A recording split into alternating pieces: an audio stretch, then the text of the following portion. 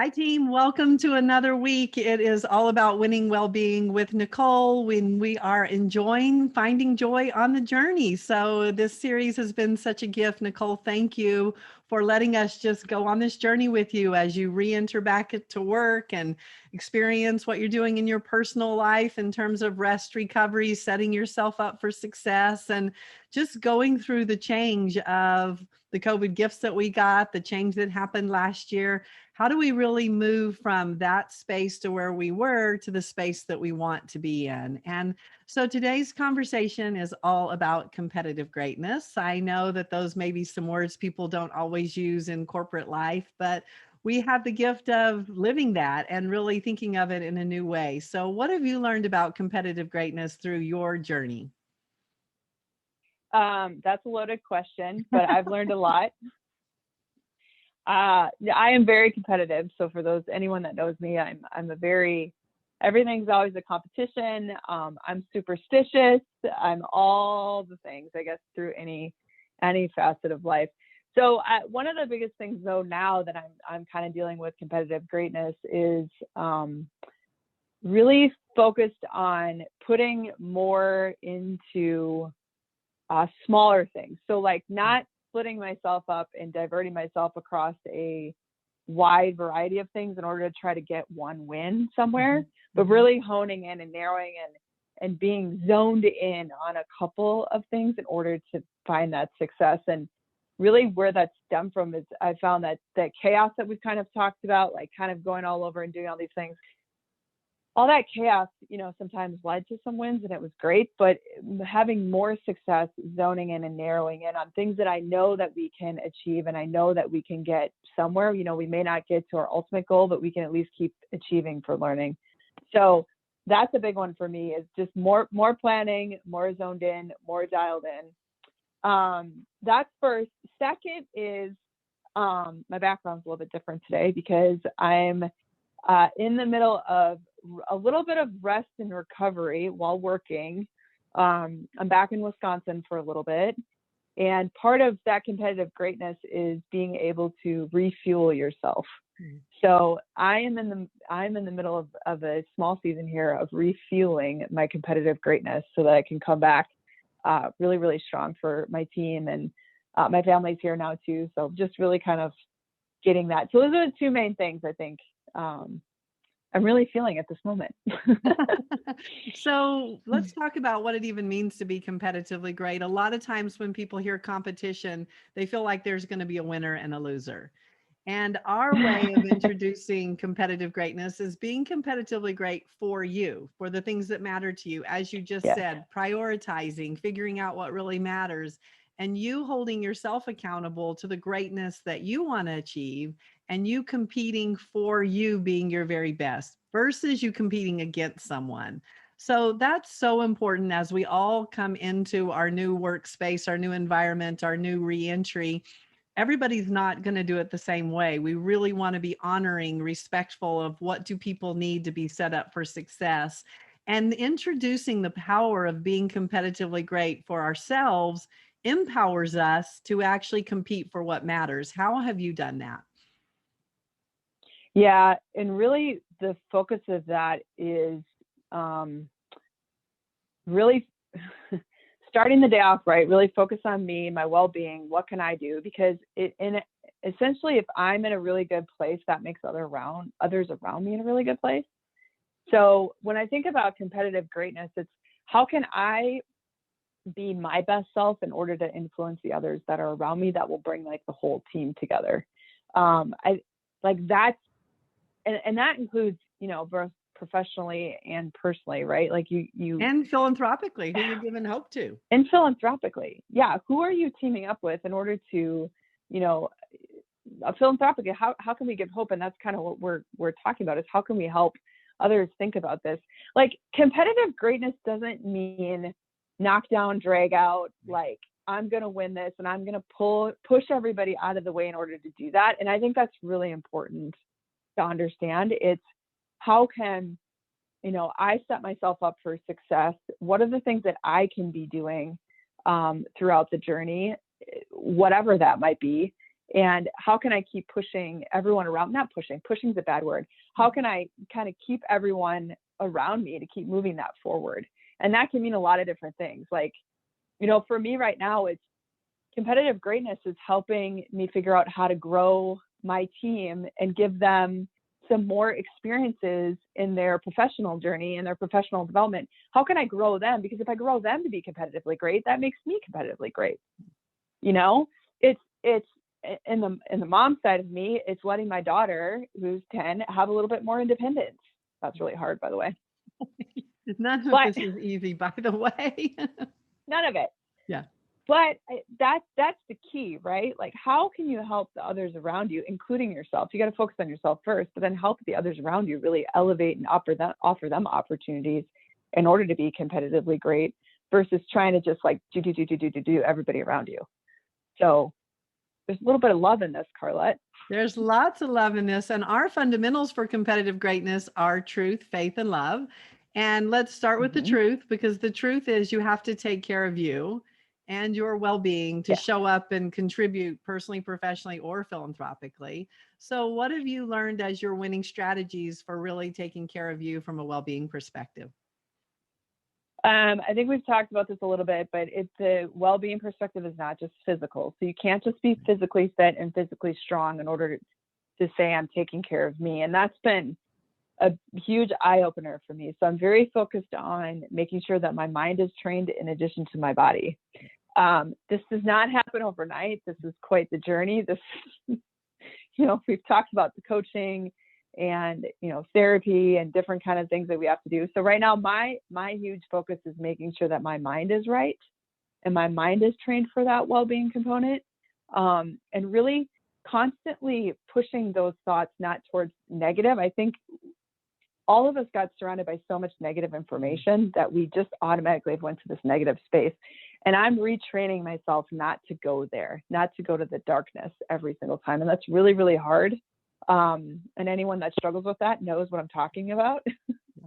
I think it's we've talked about how you have to give your mind 10,000 imprints, 10,000 imprints to kind of make the change. And I'm like, this is going to take me a year to do, but really no, there's probably 1,000 thoughts going through this crazy mind every single day. And really, how do we dial those in and focus those more on that, positive well-being? And how is this, even if it's not great, how can I move it for the good and for the forward?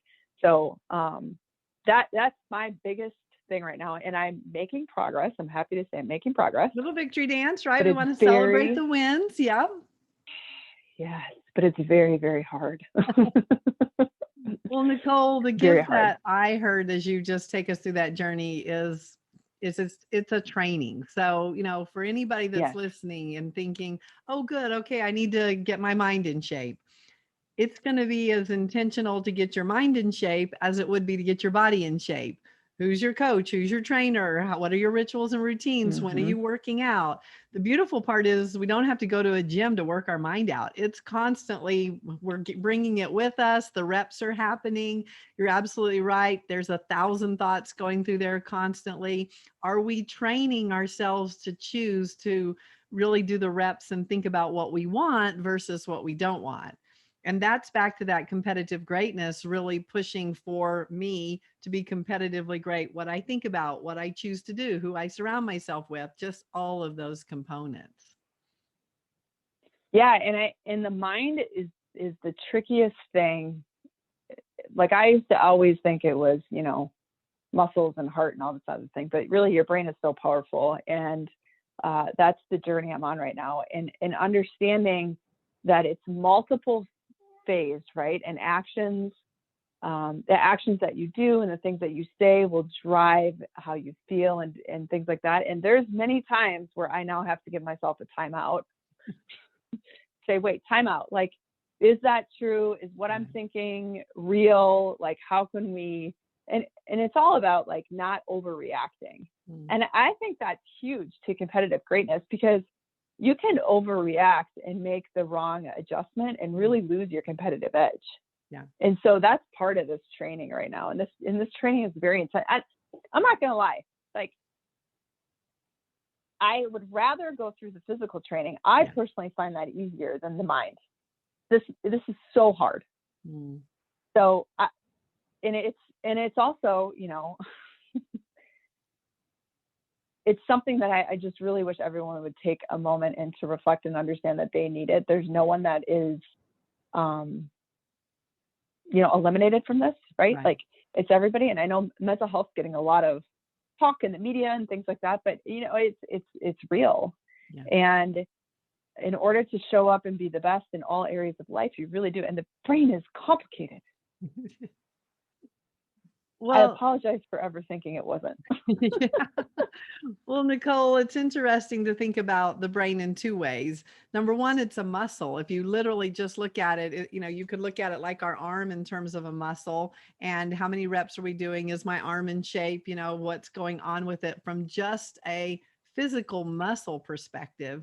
And then the brain is our mind, which is really that internal, it's our computer. It's what we're programmed to do. So it plays two roles, just like our arm does, right? It's a muscle, and I've got to make it strong so that I can do the things I want to do with my arm. Yeah. Because I have it in shape. And so I think sometimes the fact that we don't see our brain, we don't realize, can we be as intentional with our brain as we are with our arm, in terms of, okay, I'm going to make my arm strong so that I can lift the things that I want to do. I can support myself. I can do what I want. I mean, think about our core. It connects us to everything in terms of being strong.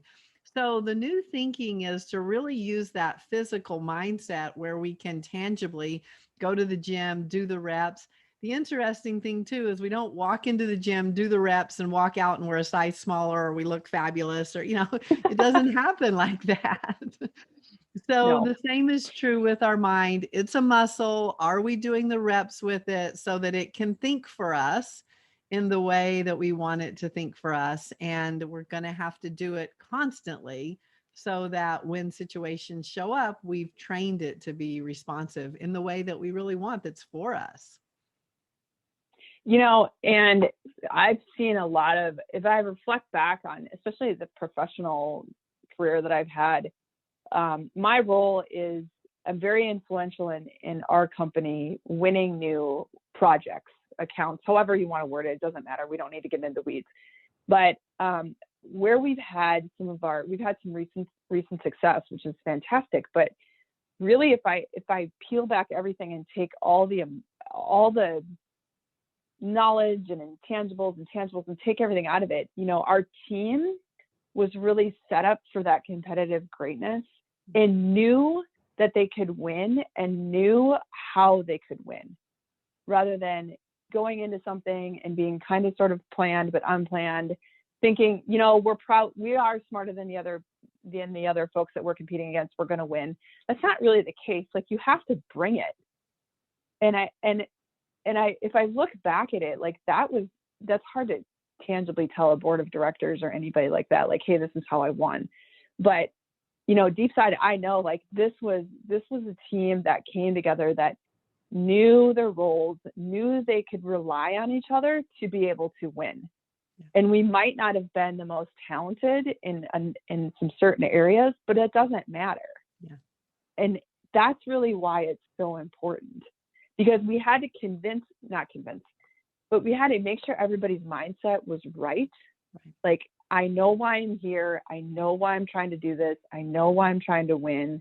And that's something that I'm all about, getting the teams to kind of get up and sit there. And then I had to take a step back and be like, okay, well, why am I here? Right? Like, why?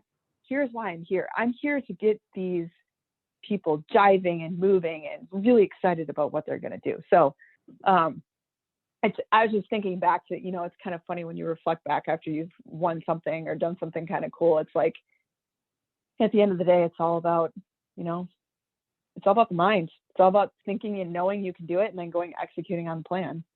We can teach the rest. Yeah, that's preparation, right? Investing in practice. And so many times we want the win and we don't want to do the work to make it happen. And that goes back to that competitive greatness mindset. Are you willing to do the amount of work it takes to really get together as a team, support each other, trust each other, invest in each other, push through the things you don't like about each other for a purpose that's really important to you? And Nicole, you Yeah. brought it up beautifully, is that anchoring in the purpose, why we're showing up, what is it that our team is going for, versus everybody kind of disconnected and, well, why aren't I in that position, or what position am I supposed to play? We really want to know our position. We want to practice, practice, practice, and then we want to compete to really be our best. Yeah. And there's just no end to that, right? Like, it's going to be constant. Like, it doesn't, I'm always looking for the end of things, or how can things make a transition. But the biggest thing is, like, this doesn't end. It's a constant work, and it's a constant journey that we're all on. And it will take different twists and turns. But, having that mindset and having that ability to really think, okay, here's what I'm accomplishing, and here's why I'm going in this. And there's going to be some bumps in the road, but how can I learn from that? That's really what it's all about. So let's talk about to. really competing to connections, because that competing is just get out of the way. We've got to win this. It doesn't matter how we do it. We stay up all night. We do whatever. There's no joy on the journey to just competing. Yeah. Versus when we're connecting to each other, we're in relationship, we're connected to the purpose, we're connected to the people, we're connected to the mission, we're connected to our company. How have you really found that you've been able to take you and your team from just competing to connections? So the biggest thing is being aligned, exactly what you said, like you said, and I wrote it down, like, connected to a purpose. Understanding what the vision is really and that comes with culture. It's all about culture. And you can't just say culture, like, there's got to be meat and potatoes behind it. And understanding the purpose, understanding why it is we're doing what we're doing, and having everyone, kind of guide towards that is really what starts the connection. And a lot of that's in language, and it starts with language, like, okay, here's what our vision is, but then it's the behavior that follows the language that knows that that's exactly why everyone's going to that purpose. And you cannot reinforce it enough. I mean, I'm talking, like, you can't say it once and say, like, okay, great, everybody got it, good, go. It has to be constant repetitions, reps, and making sure that everybody understands, like, this is why we're doing what we're doing. And eventually everyone will kind of get there if your vision is strong and it's purposeful and you're passionate behind it. It can't just be words that there's no passion behind, right? Like, you have to be behind it. So, and what it means to you and what it means to those around you, you have to listen for the feedback. You have to think about, okay, if this person's not understanding the purpose or connecting on the vision, why is that? What can we do to kind of bring them in with us in the journey? Are they a right fit? How can we make it work? So it's very complicated. Mm-hmm. You can't just come up with a vision statement and be like, okay, great, everybody go. There's a ton of work that goes behind it. It takes a ton of time. You have to get creative in the process. You have to really listen intentionally, get feedback. There's a lot to it. So I don't know if I answered your question, but I'm pretty passionate about this. Let's talk about investment, because that's what I hear in your passion, is being invested in it. And if we talk about culture, your boss has got to be invested in it. Your board's got to be invested in it. It shows up in every single choice that you make, the investment in your culture of team, or culture of being for each other, or culture of not being for each other, or not for our culture. So how have you really been able to align investment with just the power of that culture and desire of everybody versus it just being words? Well, this is really, really, really key. And we're in the middle of some of it right now.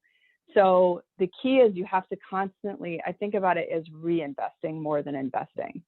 You're constantly reinvesting into the purpose and the culture. So, you can start a program, or you can start kind of like, I don't know, there's a number of things you can do. Like, for us, it really started like, okay, guys, here's what our vision is. And everyone's like, all right, got it.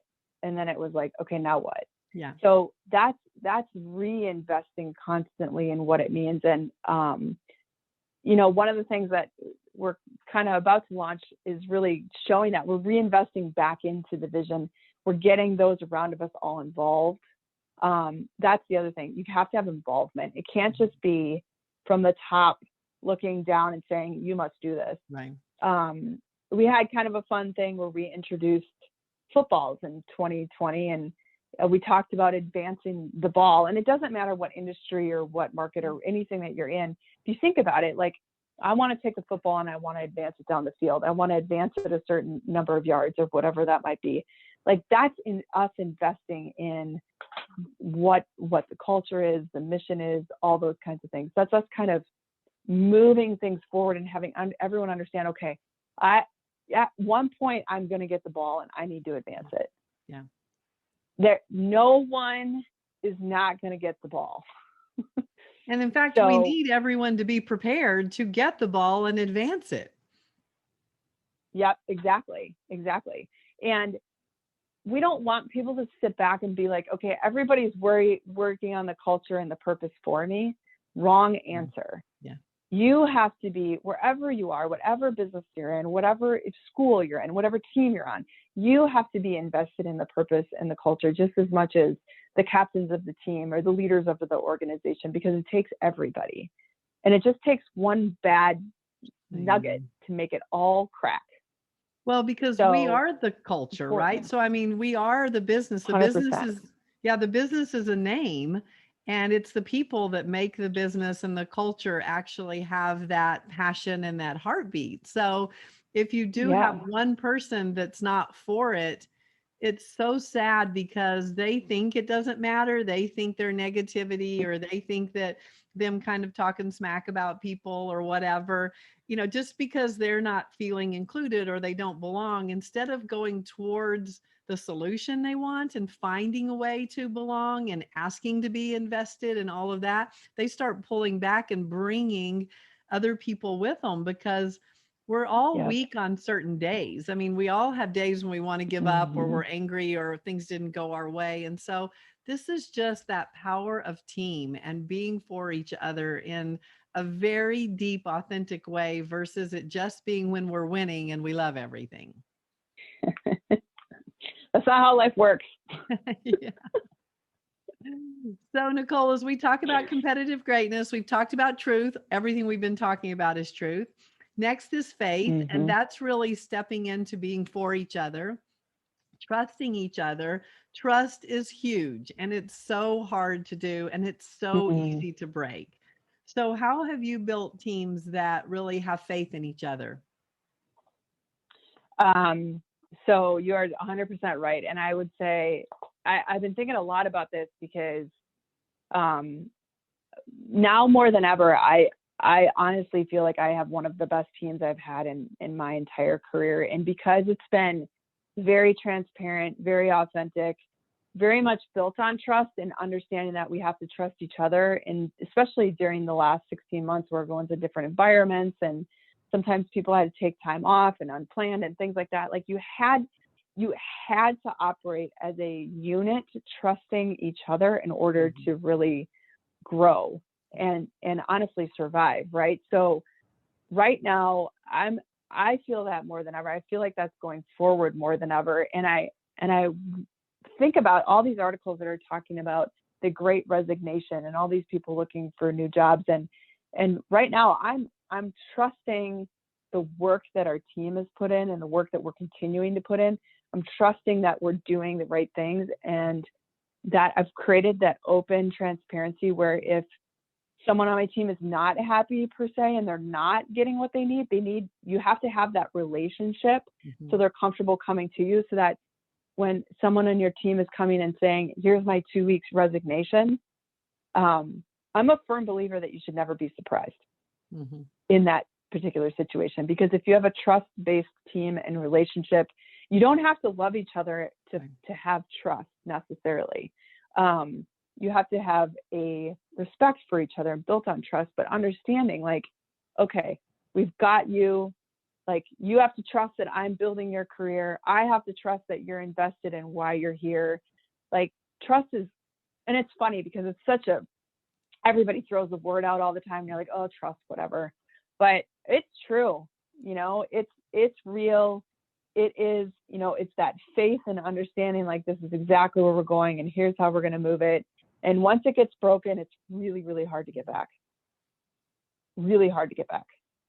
Well, and the So faith component is faith in the process, faith in your company, faith yes. in your boss, faith in the journey. And you bring up something really powerful about if I'm unhappy and I think the answer is to quit and go someplace else, we bring ourselves Mm, with us everywhere we go.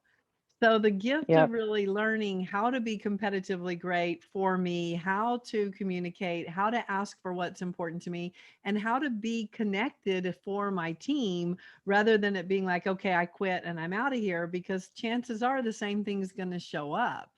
So, what have you learned from Yeah. just your experience of the quitting and going someplace else, and not from your perspective, but maybe from your team or employees or just whatever shows up from that? There is no such thing as a perfect job. There's no such thing as a perfect relationship. There's no such thing as a perfect life. There's not a perfect life. Life is going to hand you things that are not perfect, and you have to work. We all have to work through them.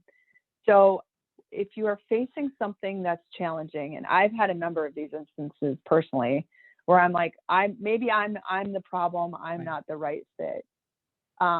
And going back and understanding, is that true? Is it me? What can I get if I'm going to leave? What are all the things I'm going to be giving up? Right. There's a lot, by the way. Yeah. And if it's the right move, make the right move. But I think all of us have days where it's like, this isn't meant for me, or I'm not going well, or can I really do this? But take a step back and have a little bit more faith in what you're doing, and really trust the process and invest in it. And at the end of the day, if you decide to move on from something, you have to be able to say to yourself, I gave it 110% that I could give it, and it wasn't giving back to me. Then I say, okay. Mm-hmm. But if I go back and look and be like, I didn't give that 110%, then what can I do to give it and see if it can give it back? Love it. So, And Nicole, and you've thought about quitting your job, right? This is not just oh yeah, information. And it's like, I mean, things have been hard. You've thought maybe I shouldn't do yeah. this. So, let's get real from that conversation perspective. And now that you're through that pain of the struggle of, I think I Mm-hmm. should quit, what reflection can you give for a person who's in it right now? So growth is uncomfortable no matter what position you're in.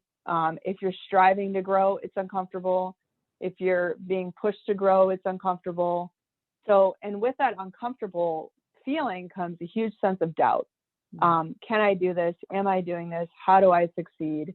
And really what I've learned through these struggles, and especially when I've thought, am I right for this? Do I need to find another career? Do I need to move on? What is it? For me, it's always come back to, I have put so much into this and so much invested into it and so many relationships. Like, I don't want to start this over. Like, I'm in this. It's not just about me. It's about all these other, people around me. And I've got a lot more to accomplish that I haven't accomplished yet. I can't even tell you what it is, because, I just want people to grow their careers, and I want to see things. And I'm not done doing that. So why Well, would I you're on walk the away from journey. something? Yeah. Why would I walk away from something that I've invested 10 years of my life into and just be like, wrong answer, moving on? Yeah. Like, that's Hard not how this day. works. Yeah. Right. So I think the times that I've had the real struggles with and just not knowing is when I necessarily wasn't performing at my best. Mm. So quitting a company or a professional organization that had invested so much time in me and my career just because I wasn't performing is the wrong answer. Or that you were I have having to be able to figure that out. anxiety and you were afraid, right? If Yeah. it was fear-based and Yeah. you were just, I'm going to quit because I don't want to fail, or I'm going to quit because I don't want Yeah. anybody to figure out I'm not perfect, or I don't want to quit because I'm running away, versus challenging yourself to run towards being better, changing, competing, be competitively great for you so that you can give back to your company who's invested in you. Yeah. And ask for what you want and ask for what you need. I didn't do that either. In full transparency, right? Like, I would be afraid, like, no, I can't ask, or I can't ask for that, or I'm not going to say that because it's not, then they're going to say no. we'll just go for it. Like, ask for what you want, ask for what you need, and see what happens, right? I mean, I don't know. There's Well, an idea, huh? yeah, there's a winning strategy. Let's talk about how to be competitively great by asking for what you want and also being competitively great for your company or for whoever you're asking for that. Because if it's a matter of what you want and need is something the company or the team can't provide, how do you really bridge that to where it comes together great for both of you? This is really hard because as a female, I've struggled with this tremendously. But the biggest thing is to not just throw like a big idea or something that I want just out there and be like, okay, here's a great example. I haven't done this, but I've seen others in this particular instance. Like, I want this promotion. Right. Okay, that's not what the case should be. It's, I am going to own my journey. I'm going to figure out, why can't I get promoted? What deficiencies do I have, and how can I go seek those resources and build that up and get that to where I need? For me, one of the biggest things, that would be one example, I think. And then for me, one of the biggest things I had is, I knew in order to fuel my competitive greatness, it helped me tremendously to spend a little bit more time with my family who doesn't live in the same state as I live. Right. And I struggled with this for a really long time. And I finally just came out and said, for me to be great and for me to really do what I want to do, here's what I'd like to do. I'd like to spend a little bit more time with my family. I can work from where they are. I can make everything happen. And guess what? There you are. That was okay. Yeah. Here I am. So now you have to be able to put the work in and the time in and the energy in to prove that you can do the things that you need to do. But I have to own Nicole's journey. Carlette's not going to own it. My company's not going to own it. My family's not going to own it. I have to own it and understand what it is. And don't go asking for something if you don't have anything behind it. Like that's one thing that drives me nuts. Like, I deserve, you hear a lot of people like, I deserve a raise. Well, why do you deserve it? Right. And not to say you don't, like, I'm all for it, right? Like, go get it, right? But make sure you're ready to say, here's why. Here's why I deserve it. And it's not boasting, it's not bragging, especially from a female standpoint. We really are not very good at this. But how can you really own it and understand that you deserve it? And don't be afraid to ask. And I would say a winning strategy for that are facts. Being able, in sports, It's all about the stats. So I can say, I really want the position and I'm committed to being a starter. And my coach say, okay, if you want to start, you need to put in these kind of, points, or you need to do very specific things. So the same is true in terms of a promotion or a raise. I really want this promotion. What do I need to do to be able to earn it? And not only just earn it and get it, how am I going to be successful in that role in a way that's just not, I get to brag about the title I've got. I get to contribute to the company in a way that is so much better because they invested in me. Yep. And that's exactly it. Like, it's all about the impact that I can make and how I can help others around me. Like, that's really my competitive greatness, right? I've always never done individual sports. I've never done individual anything because, quite frankly, I'm terrible at it. I need others around me to fuel my energy and fuel the passion. And that's why I'm saying, like, own it and embrace it and be for each other and get along the way. Like, I wanted to quit Carlette 15 times and I'm not, because you're just part of the team. Like, you're part of what has to fuel me and drive me and make this work. So that could come in it too. Like, there's been a number of times I've not only wanted to quit my job, I've also wanted to quit Carlette, and that's just not going to happen. So power of team and just power of commitment, right? Honoring each other, being there, and also respecting that a great relationship is going to go through hard times, bad times, not so fabulous times. The good news is we were anchored in our purpose of your journey and you being great and you choosing what you wanted. And I had to do some hard accountability pieces. I had to really, push you, or push isn't a great word, but I would just say hold you accountable to your commitment, not to Yeah. what I wanted, right? I'm for you. And so if Hmm. you say you want greatness and I'm your coach for it, and you say, I don't feel like it today, and I'm like, okay, no big deal. I don't feel like I'm being a 10 coach for you because I want to actually help you get through the I don't feel like it into, wow, I'm so glad I did that. Now let's talk about Yep. love. And that's, oh, yay. Yes, because that leads us into the love factor. I mean, competitive greatness, truth, faith, and love. And we wouldn't still be together and we wouldn't be on the journey that we're on if it wasn't about love. So, what have you learned about love from a competitive greatness perspective? I have always been a empath. I want everyone to like me. I want everyone to not say anything bad about me, everyone to love me. But honestly, I did a pretty poor job overall of giving that back. And that's the biggest thing that I have learned throughout this whole thing is really taking more time to offer that gratitude and love back to the people that have stuck with me through everything, have held on to me, are still here, have watched the ebbs and flows because there's been so many. And love will like love will anchor you in anything you need to do. Mm. It really is the anchor. And I would say if you roll your eyes at the thought of love, and if you roll your eyes at like, whatever, it's just a marriage, or it's just like, oh yeah, I have to love my parents because they're my parents. That's not love. Like love is investing some of your time and your energy into what the things that matter most to you, and really anchoring in that. And it was kind of funny. I'm going to get real for a second with you, Carlette. Like we just drove across the country. So my husband and daughter and I had 30 hours in the car together. That was a lot. And 2 dogs. And 2 dogs. But I remember at one point, my husband and I were having a conversation. He said, where did your relationship with Carlette flip? And I'm going to talk about this for a second because I really looked at Carlette as like my coach, like in a more of like an athletic coach, like, get yourself ready. Like you got this, let's train you. And I think there was a point in the journey, over a year ago that I realized like we're actually in a love relationship and you're for me and you're investing a ton of time and energy and things into me because of the relationship and the love that you have for what it is that you do and what it has that you do for people.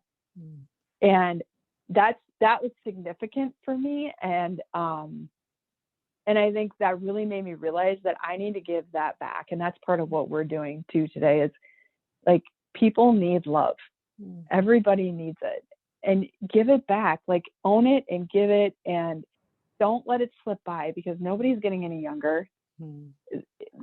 It'll pass you by. And I think like, I'll fumble talk about this because it's just so real to me now, because I did a really poor job of understanding how important it was for such a long time. And now I'm really trying to anchor in that truth, faith, and love, and especially love, because that's where I struggled and that's where I'm trying to get back. So. Well, and Nicole, just thank you for fumbling through it because it just shows that it's not a muscle that you really use that much. You were really good at being competitive and going for what you needed and pushing yourself and all of that. You weren't really great at receiving love. You were really good at giving love. But it's like, it's a two-way street. It really is. You can't give away something you don't have. So if you're not full of love because you've received it, you don't have that much love to give other people. And we're talking about, when we talk about our love relationship in terms of professionally, it's anchored in our love for performance in terms of, optimum performance for your company, for your journey, for you developing your career. And the beautiful part is, we're a human being, so it's human to human. So what's going on in your personal life is going to affect you professionally. So us being in relationship and being able to honor that, not me being in your business or anything from a negative perspective, be loving and caring about you as a human helps me be a better coach to you, helps you be a better employee, helps you be a better mom, a partner. Like that is just the power of love. And it's all based on the fact that we are for each other, human to human. Yep. And I think you bring up a great vulnerable point for me. I was very broken for about, 3.5 years, 4 years, and thought love didn't matter. I didn't need love to survive. I didn't need any of that. And that's so not true. And that's part of my, my well-being journey right now. It's part of my anxiety journey right now, is understanding like, you can't live in a shell. Like, you have to give it back, and you have to like give it and receive it. I give it back. I'm good at that, as we talked about, but I have to receive it too. Right. And people can love you in all aspects of your life, as you talked about. Like, you're here, and what I talked about is you really loving me through this professional journey and understanding and training me through this leadership. And there's all kinds of other people that have tried to love on me, and I've done a really poor job exactly of receiving that. And it's because I was broken and I wasn't working on it. And I'm working on it hard now and really being intentional about it. So super, super important. Well, and if we're That's good hurt, stuff. we're going to receive things from a hurt perspective. So when you reference being broken, Yes. it's that hurt. And so when we get hurt, we don't trust anybody. We don't want to be vulnerable. We don't want, we don't have the courage because we're afraid we're going to get hurt. And the minute you say fear, any of us, the minute fear is where we are, we know we're not in love, because love is the opposite of fear. So if you love, your people that you're working with on your team, you love it, you may have all kinds of craziness going on. And the great part is, instead of being afraid that you're going to lose, if you lose, you're doing this together. I mean, you and I have gone through everything together. We've gone for things, we've lost things, we're still here. We're like, we got this. How can we be better? What can we do differently? Rather than just giving up on each other. Yeah. You got to stay in it, and it's hard, and you will get hurt along the way, right? There is going to be some hurt, but ultimately, like, you're going to learn something in the hurt. And that's what I did. I learned a lot in the hurt, and I was able to take the hurt and transition it into something that I knew I really wanted, needed, and was right. So, love isn't always going to feel good either. Well, what's interesting, if we're playing hard in life and we get hurt, it's because we care.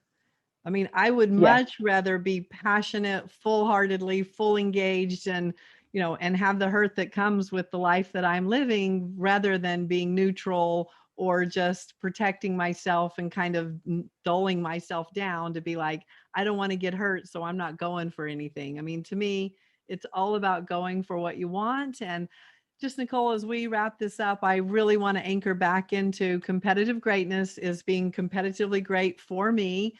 Love your words about there is no perfect life, perfect job. And when we talk about a 10, statting it up and going for this 10 life, a 10 isn't perfection. A 10 is what matters to us on a deep level, right? Like, it's a huge commitment.